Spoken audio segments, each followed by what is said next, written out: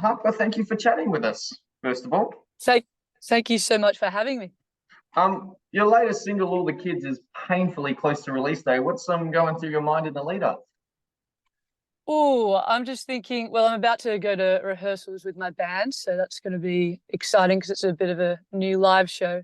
So just trying to prepare the song to sound as similar in person as it is on the recording. So that's going to be exciting. That's going Um, through my head right now. a bit of a business as usual kind of thing going on, really.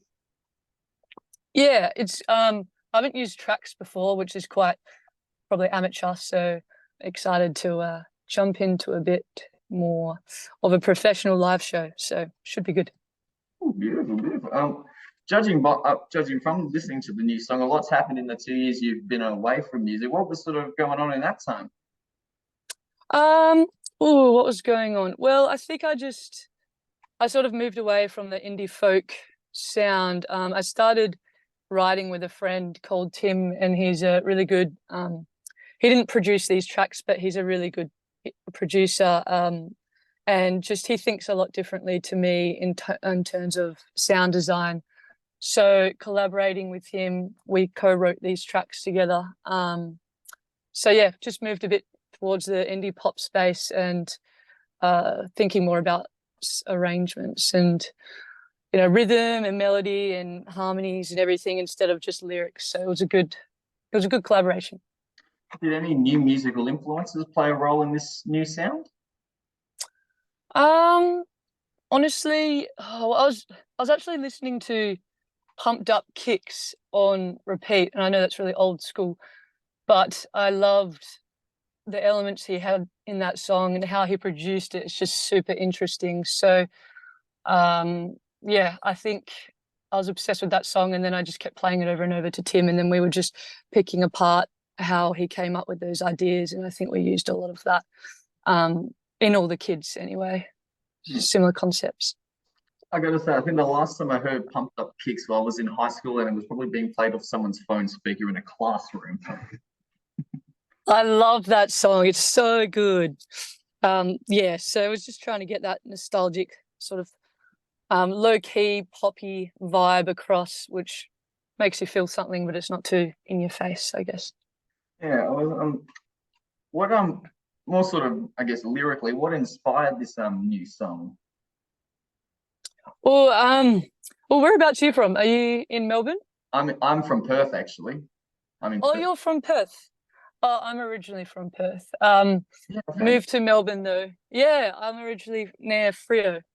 Oh wow, I'm way out. I'm out in the eastern suburbs in the hills, so like Oh, yeah, yeah, nice. It's nice around there. Bit yeah. more quiet. Yeah, the song was just inspired.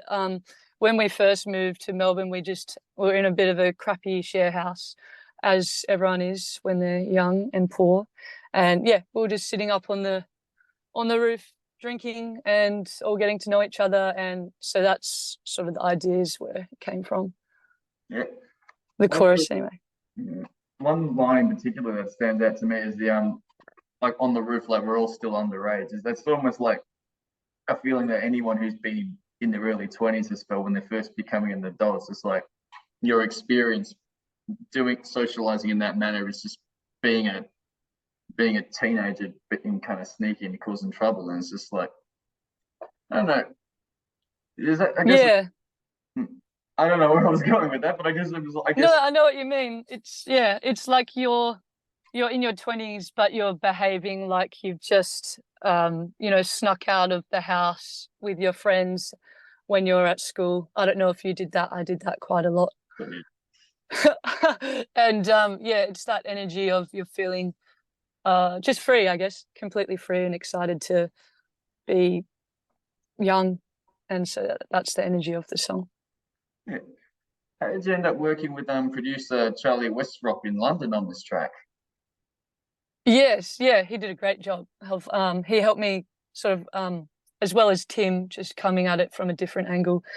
Charlie really helped level up the sound, just refine it, and yeah, make sure it was all cohesive across the whole EP. And so, yeah, really great producer. Was Yeah. lucky to work with. Um, does the rest of the EP kind of, that's obviously an EP that's coming at some point in the future, is sort of has a similar vein throughout the whole thing, like a similar sound? And, Y- Yeah, it's all sort of coming of age music. This one's a little bit chill, but it's sort of, head bop the whole time. Then the next one's a bit more upbeat and but yeah, the whole EP is a coming of age, nostalgic, indie pop sort of wanted to have that sort of coming of age soundtrack. yeah, well, So it's all got that energy to it. when are we looking at a release for the rest of those songs, the EP?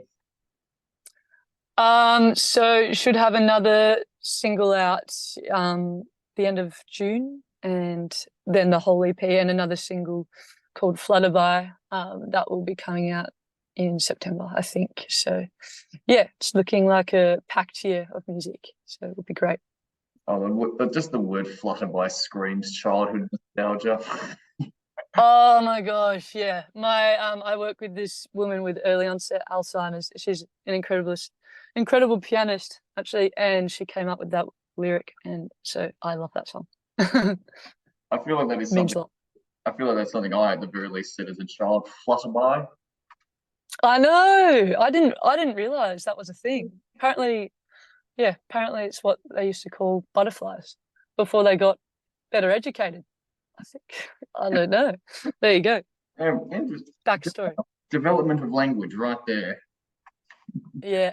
Um, from what I have read about you, you've spent various periods of time working in different parts of the world. Do you find relocating regularly helps or hinders your creativity?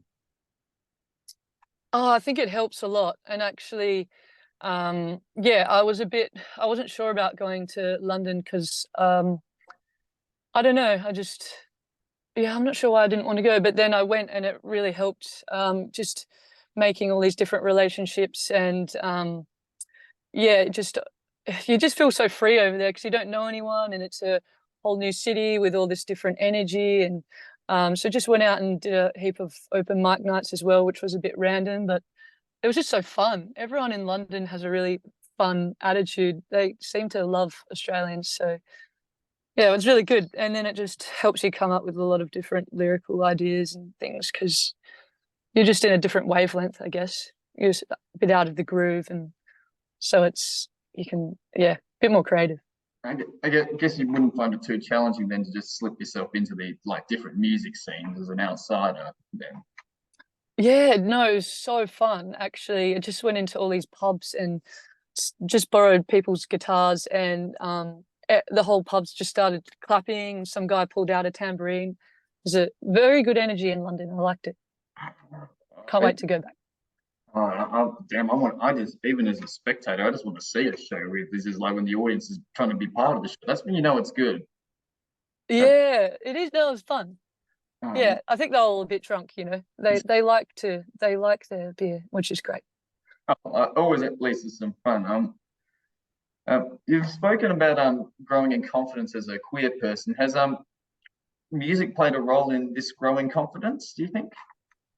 I think so. I think figuring out my sound more, because there was a point where I was really confused, and I think it was just because I was writing on my own. I was trying to try to not produce songs, but I was trying to learn production, and I think just trying to do it all on my own. I was just getting really confused about what I wanted my sound to be. So, working with other people, growing the sound, um, going to London and working with this great producer.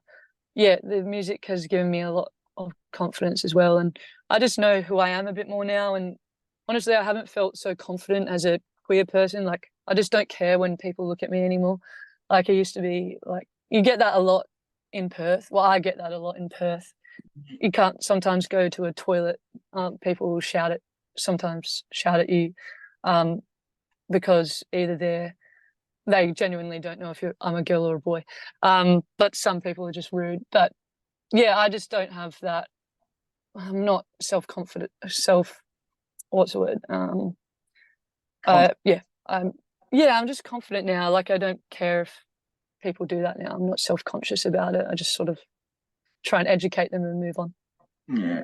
I mean, we could probably do Yeah. an interview about Perth and what people yell at people like well, whatnot, but we won't. We will say that we'll keep it to the topic of the music.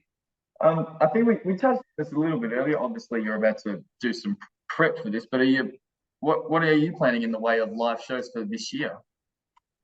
Yeah, so I've got a live show coming up. It's at a secret location, but I'll just say it. It's at Bodrigi's in Abbotsford, and it's free entry. All donations on the door go towards Headspace. We've got DJs. It's an all queer lineup, and we've also got a pop-up art gallery there. So that'll be really good. And it's on the 11th of May, Saturday, the 11th of May. So if anyone wants to come, they can. That is sounds like a sensation to all artistic senses. That would be. Hell, I'm not even gonna. I can't afford a plane ticket, but damn, I'd be excited to go. Yeah, I know. Yeah, if you come over, please come. Look. But yeah, there's an RSVP link that I'll put up on Instagram for people to join.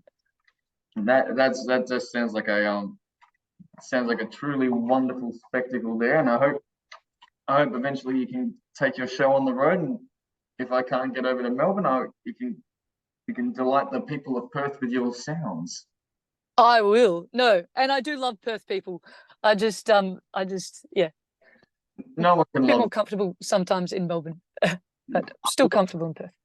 I went on my last visit to Melbourne. I can see why. Yes. As a queer person. Yeah, but certainly, Harper, thank you very much for chatting to us here at Futuremag. Thank you so much for having me. I really appreciate it. Good luck with it all. Bye-bye. See you, mate. Thanks for the chat. Bye-bye.